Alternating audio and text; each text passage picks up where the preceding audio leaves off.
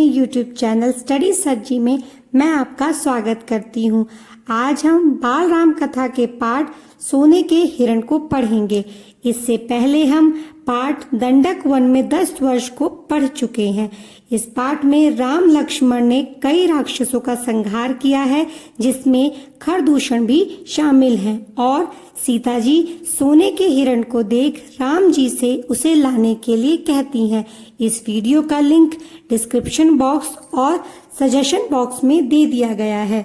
तो इस कहानी को शुरू करने से पहले आप सभी से रिक्वेस्ट है कि अगर आप हमारे चैनल पे नए हैं और अभी तक हमारे चैनल को सब्सक्राइब नहीं किया है तो आप चैनल को सब्सक्राइब करें और बेल आइकन को दबाएं, ताकि आगे आने वाली वीडियो का नोटिफिकेशन आप तक पहुंचता रहे।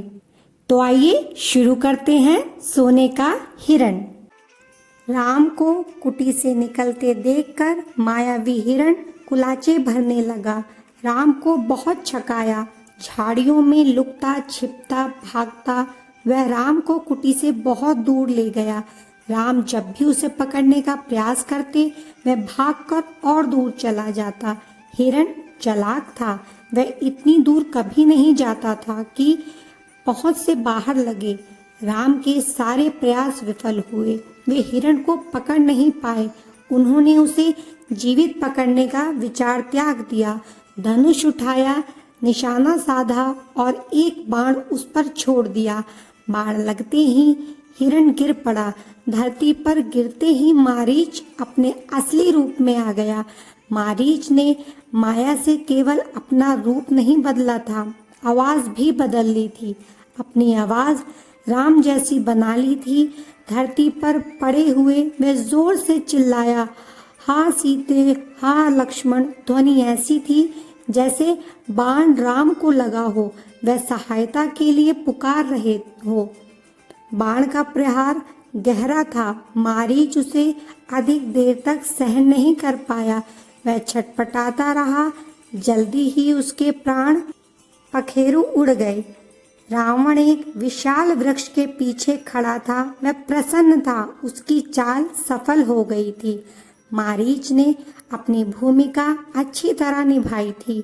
अब तक सब कुछ वैसा ही हुआ जैसा उसने सोचा था। उसे राक्षस अकंपन की बात याद आ गई। सीता का हरण हो तो राम के प्राण निकल जाएंगे, वे निशक्त हो जाएंगे। वह अगले चरण की तैयारी में जुट गया। मारीच की पुकार राम ने सुनी। वह पास ही थे। उन्हें समझने में देर नहीं लगी कि पुकार की मंशा क्या है। मायावी मारीच की पूरी चाल उनके सामने खुल गई। हिरण जानबूझकर भागता रहा, उन्हें कुटिया से दूर ले जाने के लिए। वह षड्यंत्र का अगला चरण विफल करना चाहते थे। उनकी चाल में तेजी आ गई ताकि जल्दी कुटिया पहुंच सके। वह मायावी पुकार सीता और लक्ष्मण ने भी सुनी। लक्ष्मण उसका रहस्य तत्काल समझ गए, राम की तरह। उन्होंने बाण चढ़ाकर धनुष दृढ़ता से पकड़ लिया, चौकसी बढ़ा दी। वे राक्षसों की अगली चाल का सामना करने के लिए तैयार थे। साथ ही राम का आदेश उन्हें याद था, उनके लौटने तक सीता की रक्षा। लक्ष्मण की ओर से इसमें चूक की कोई संभावना ही नहीं थी। सीता वह आवाज सुनकर विचलित हो गई, घबरा गई, दौड़कर कुटिया के द्वार पर आई। उन्होंने लक्ष्मण से कहा, तुम जल्दी जाओ, जिस दिशा से आवाज आई है उसी ओर। तुम्हारे भाई किसी कठिन संकट में फंस गए हैं, उन्होंने सहायता के लिए पुकारा है। उनकी ऐसी कदार आवाज मैंने कभी नहीं सुनी। जाओ लक्ष्मण, जल्दी। आप चिंता ना करें माते, लक्ष्मण ने सीता को आश्वस्त करते हुए कहा। राम संकट में नहीं है, हो ही नहीं सकते, उनका कोई कुछ नहीं बिगाड़ सकता। हमने जो आवाज सुनी वह बनावटी है, मायावी राक्षसों की चाल है, मुझे कुटिया से दूर ले जाने के लिए।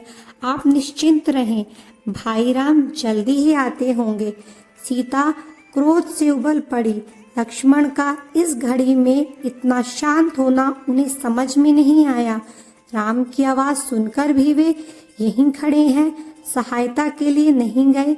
सीता को इसके पीछे षड्यंत्र दिखाई दिया। लक्ष्मण की चाल लगा कि लक्ष्मण राम का भला नहीं चाहते, उनके हितैषी नहीं हैं, चाहते हैं कि राम ना रहें, मारे जाएं, ताकि राजपाट उन दोनों का हो जाए, उनके रास्ते का कांटा निकल जाए। तुम्हारा मन पवित्र नहीं है, कलुषित है, पाप है उसमें। मैं समझ सकती हूँ कि तुम अपने भाइयों की सहायता के लिए क्यों नहीं जा रहे हो। सीता ने यहाँ तक कह दिया कि कहीं वे भरत के गुप्तचर तो नहीं हैं। सीता की बातों से लक्ष्मण को गहरा आघात हुआ। उनका हृदय छलनी हो गया, पर उन्होंने पलटकर उत्तर नहीं दिया। संयम बनाए रखा, सिर झुकाकर सब चुपचाप सुन लिया। वे सीता की पीड़ा समझ पा रहे थे। केवल इतना बोले, हे देवी, यह राक्षसों का छल है। खरदूषण के मारे जाने के बाद वे बौखला गए हैं, किसी तरह हमसे बदला लेना चाहते हैं। आप उनकी चाल में ना आए, वे कुछ भी कर सकते हैं। मुझ पर विश्वास करें, राम को कुछ नहीं होगा। सीता का क्रोध और बढ़ गया। क्रोध में आंखों से आंसू बहने लगे। यह भी लग रहा था कि कहीं लक्ष्मण की बात सही ना हो। यह डर था कि राम के विछोह ना हो। उन्होंने कहा, राम से बिछुड़कर मैं नहीं रह सकती, मैं जान दे दूंगी। हे लक्ष्मण, तुम उन्हें लेकर आओ। लक्ष्मण राम के लिए राम की आज्ञा का उल्लंघन कर रहे थे। उन्होंने सीता को प्रणाम किया और राम की खोज में निकल पड़े। लक्ष्मण के जाते ही रावण आ पहुंचा, तपस्वियों जैसा जड़ाजूट, वैसे ही वस्त्र। सीता ने साधु समझकर उसका स्वागत किया।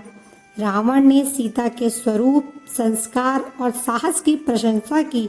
उसने सीता का परिचय प्राप्त करने के बाद कहा, सुमुखी, मैं रावण हूँ, राक्षसों का राजा, लंकाधिपति। मेरा नाम लेने पर लोग थरथरा उठते हैं, लेकिन तुम सुंदरी हो, सबसे अलग हो। तुम्हारे लिए मैं स्वयं चल कर आया हूँ। मेरे साथ चलो, सोने की लंका में रहो, मेरी रानी बनकर। सीता क्रोधित हो उठी, कहा, मैं प्राण त्याग दूंगी, लेकिन तुम्हारे साथ नहीं जाऊंगी। मैं राम की पत्नी हूँ, वे महाबलशाली हैं, तुम्हें उनकी शक्ति का अनुमान नहीं है। तुम चले जाओ, नहीं तो तुम्हारा सर्वनाश हो जाएगा। रावण ने सीता की बात अनसुनी कर दी, खींचकर उन्हें रथ में बैठा लिया। सीता प्रयास करती रही, पर रावण के चंगुल से मुक्त नहीं हो सकी। स्वयं को असहाय पाकर वे विलाप करने लगी। हा राम, हाँ लक्ष्मण पुकारती रही। रावण का रथ लंका की ओर उड़ चला। मार्ग में वे पशुओं, पक्षियों, पर्वतों, नदियों से कहती जा रही थी कि कोई उनके राम को बता दे, रावण ने उनका हरण कर लिया है। गिद्धराज जटायु ने सीता का विलाप सुना। उसने ऊंची उड़ान भरी, रावण के रथ पर हमला किया। वृद्ध गिद्धराज ने रथ छत विछत कर दिया, रावण को घायल कर डाला। क्रोध में रावण ने जटायु के पंख काट दिए। जटायु अब उड़ नहीं सकता था, वह सीधे धरती पर आ गिरा। रावण का रथ टूट गया था, उड़ान नहीं भर सकता था। उसने तत्काल सीता को अपनी बाहों में दबाया और दक्षिण दिशा की ओर उड़ने लगा। सीता को लगा कि अब संभवतः कोई उनकी सहायता नहीं कर पाएगा। उनका बचाव केवल एक ही था, राम को किसी तरह समाचार मिल जाए। उन्होंने अपने आभूषण उतारकर फेंकना प्रारंभ कर दिया। आभूषण वानरों ने उठा लिए। उन्हें आशा थी कि वानरों के पास ये आभूषण देखकर राम समझ जाएंगे। उन्हें पता चल गया कि सीता किस मार्ग से गई है। रावण ने सीता को आभूषण फेंकने से नहीं रोका। उसे लगा कि सीता शोक में ऐसा कर रही है। कुछ ही समय में रावण लंका पहुंच गया। वह अपने धन वैभव से सीता को प्रभावित करना चाहता था। उन्हें लेकर वह सीधा अपने अंतःपुर में गया। राक्षसियों को सीता की निगरानी करते रहने को कहा और बाहर निकल गया। थोड़ी देर में वह फिर लौटा। सीता को घूरते हुए उसने कहा, सुंदरी, मैं तुम्हें 1 वर्ष का समय देता हूँ। निर्णय तुम्हें करना है। मेरी रानी बनकर लंका में राज करोगी या विलाप करते हुए जीवन बिताओगी।